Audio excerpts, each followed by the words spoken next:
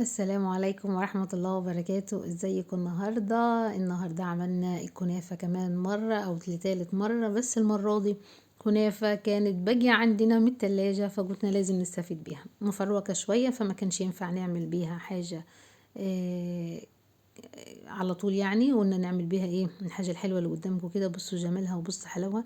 دي كنافة بالمانجا او كنافة بصوص المانجا. بصوا جمالها، طعمها جميل جدا جدا جدا بصراحة، الله اكبر. انا عن نفسي شغالة امالة اكل من طعمها وحلاوتها، ما بطلتش. فاتمنى ان انت تتابعي معايا الفيديو وتشوفي ان انا هعمله ازاي بطريقة بسيطة خالص. ببواقي كنافة عندك في البيت متكسرة متبهدلة، بس هنعملها احلى صينية واحلى اختراع اللي انتوا شايفينه قدامكم. اول حاجة هنبدأ بيها هو هنعمل الكريم شانتيه. كريم شانتيه كوباية كريم شانتيه وكوبايتين لبن.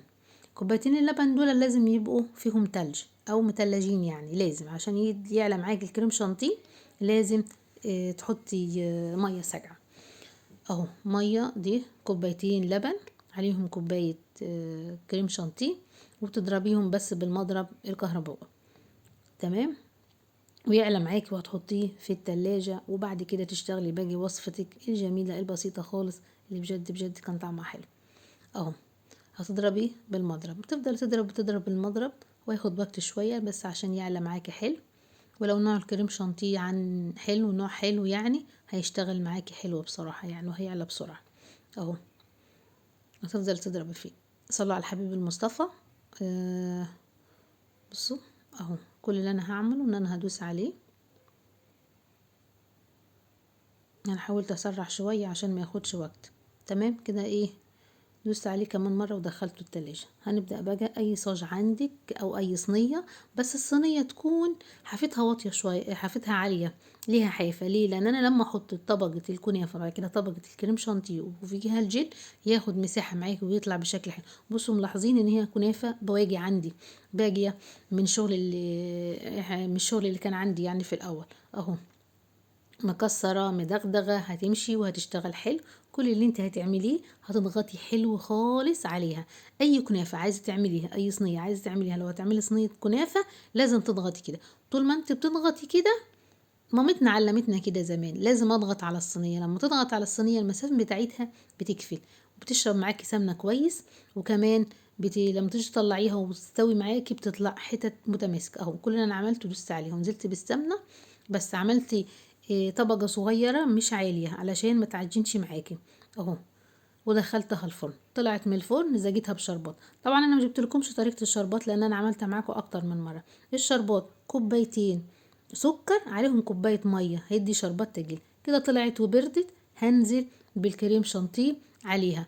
التريكه اللي انا عايزه اقولها بس ان انتي وانتي بتحطي كريم شانتيه حاولي تبقى الطبقه متساويه، يعني الزوايا متساويه. انا لو لاحظت ان هنا عندي في حته عاليه في الصينيه، فانتي لما تسويها هيطلع معاكي مستوى الجيلي، لما تيجي تحطيه هيبقى بشكل ايه جميل.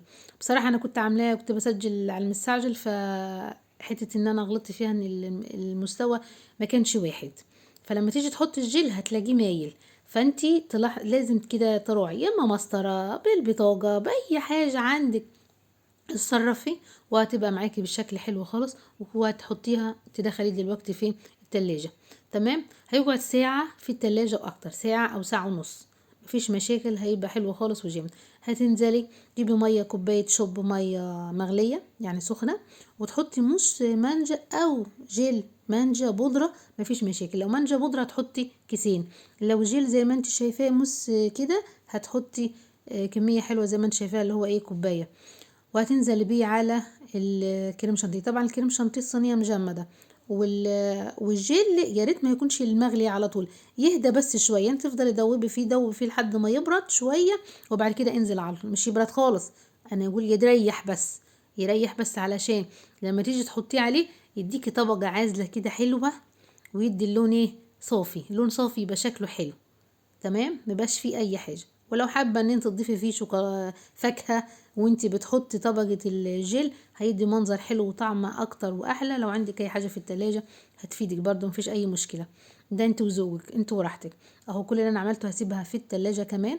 بصوا جمالها، طلعت من التلاجة. هبدأ افصل فيها.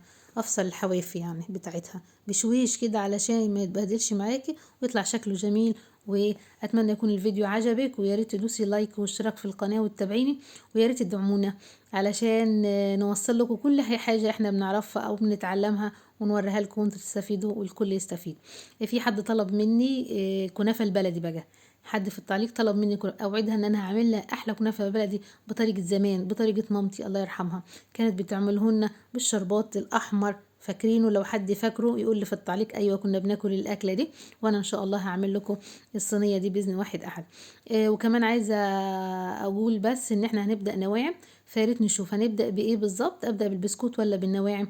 شوفوا انتوا رايكم. بس انا ان شاء الله مجهزه البسكوت، قريب ممكن ينزل بكره او بعده بكتير، ومش هطول عليكم عشان تلحقوا ايه تتعلموه. ومن عند ام مصطفى، والسلام عليكم ورحمه الله وبركاته.